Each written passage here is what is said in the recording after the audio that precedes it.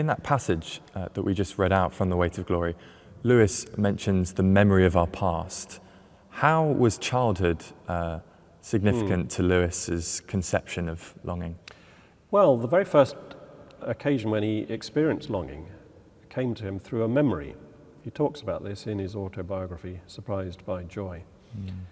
That he says, there arose in me as if, while he's still a young boy, there arose in me as if from the depth, not of years, but of centuries, an earlier morning when my brother had brought into the house a toy garden on a biscuit tin lid, twigs and leaves and moss.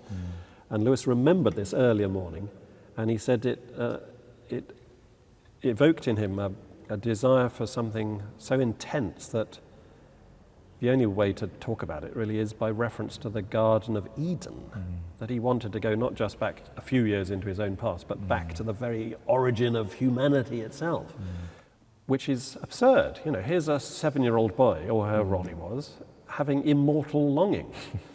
And later in life, when he began reading writers like William Wordsworth, he saw that Wordsworth was talking about this all the time. And indeed, in The Weight of Glory, Lewis refers to William Wordsworth and how Wordsworth's expedient was to associate joy with his own past. And he was always, summoning up memories of earlier days and thinking, if only I could get back to that time, I would be happy. Lewis makes the helpful point that if we went back to childhood, if we went back to the moment where we thought that the beauty was located, actually when we're a child, we're thinking about the future often. We're dreaming about things in the future.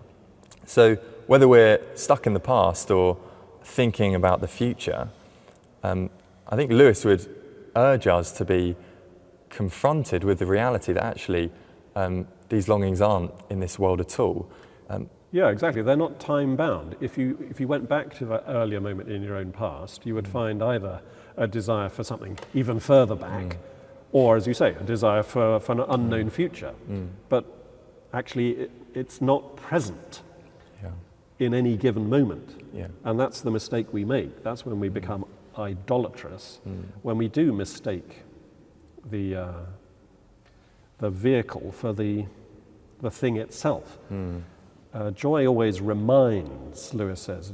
Joy is never quite present. It's fleeting, it's fugitive. You must kiss it as it flies. But if you catch it, then you destroy it.